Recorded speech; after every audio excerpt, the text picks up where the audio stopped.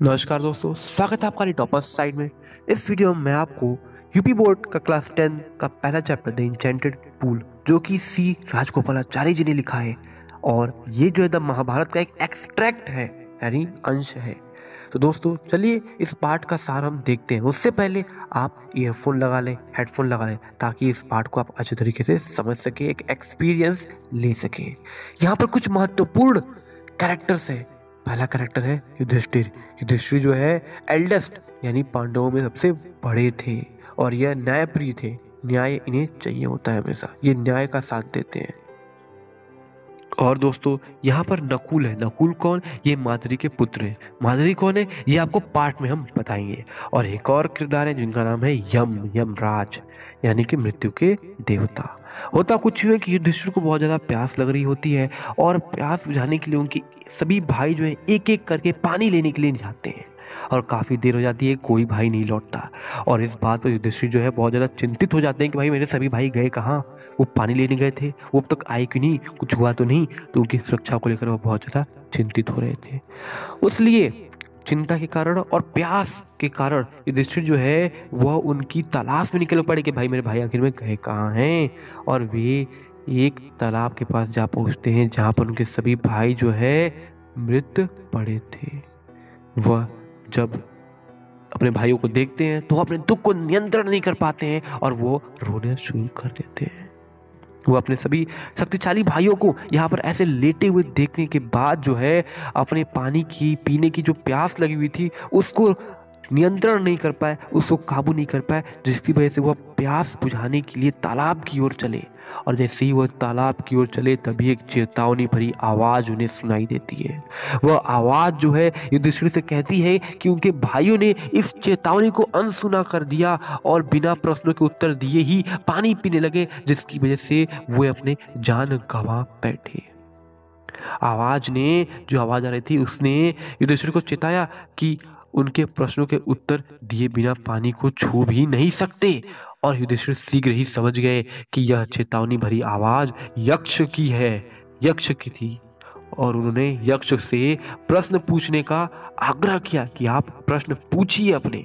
और यक्ष ने युधिष्ठिर की बुद्धिमता, यानी कि कितने बुद्धिमान हैं, उसको पता लगाने के लिए, उसको जांचने के लिए उनसे कई सारे प्रश्न पूछे।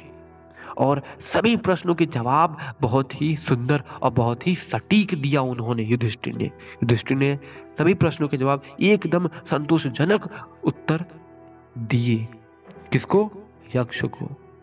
अब यक्ष ने कई सारे प्रश्न पूछे, जैसे कि खतरे में मनुष्य को कौन बचाता है, मृत्यु के बाद मनुष्य का साथ कौन जाता है, और ऐसे ही बहुत सारे प्रश्न उन्होंने पूछे।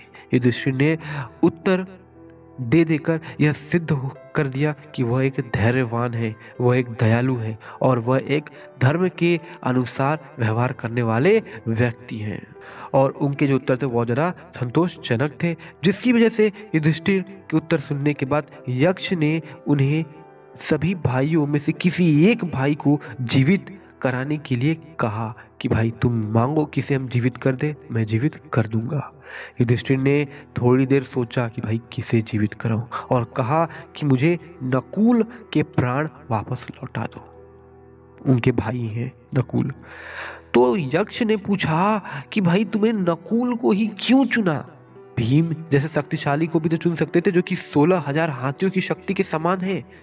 अर्जुन को भी तो चुन सकते थे, जो संकट में रक्षा कवच बन सकते थे। उन्हें क्यों नहीं चुना? इस पर युधिष्ठिर ने कहा कि कुंती और माद्री उनके पिता की 2 रानियां थीं। कुंती के वंश में वह स्वयं जीवित थे, अतः मतलब कि न्याय की दृष्टि से अगर देखें तो मुद्री के वंश में भी एक पुत्र का जीवित रहना आवश्यक है, और माद्री के पुत्र का भी एक रहना तो आवश्यक है ना। तो माद्री का ही पुत्र है नकुल, उसलिए बोला कि नकुल का प्राण तुम हमें वापस कर दो। यक्ष जो है मृत्यु देवता, यानी कि यम है, यमराज है। वो यमराज के रूप थे यक्ष, और वो युधिष्ठिर की परीक्षा ले रहे थे, बुद्धि देख रहे थे। और उन्होंने युधिष्ठिर के न्याय के प्रति प्रेम को देखकर वह बहुत ही ज़्यादा प्रभावित हो गए, और उन्होंने युधिष्ठिर के सभी भाइयों के प्राण लौटाने का वरदान दिया। तो दोस्तों यह था पार्ट द इंचेंटेड पूल। तो दोस्तों आगे वीडियोस आने वाली हैं, उसलिए प्लीज़ चैनल को सब्सक्राइब करिए। और हाँ, बाकी सारी वीडियोस की मैं प्लेलिस्ट क्रिएट कर दे रहा हूँ, आप वहाँ पर जाकर सभी वीडियोस को देख सकते हैं, यूपी बोर्ड की इंग्लिश की वीडियोस।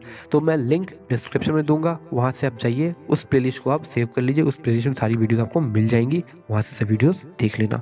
बहुत बहुत धन्यवाद। आगे वीडियोस आने वाली हैं, सभी वीडियो जो कि आपके लिए हेल्पफुल होंगी एग्जाम के लिए। तो मिलेंगे अगले वीडियो में। अगर नए हो तो चैनल को सब्सक्राइब जरूर करना।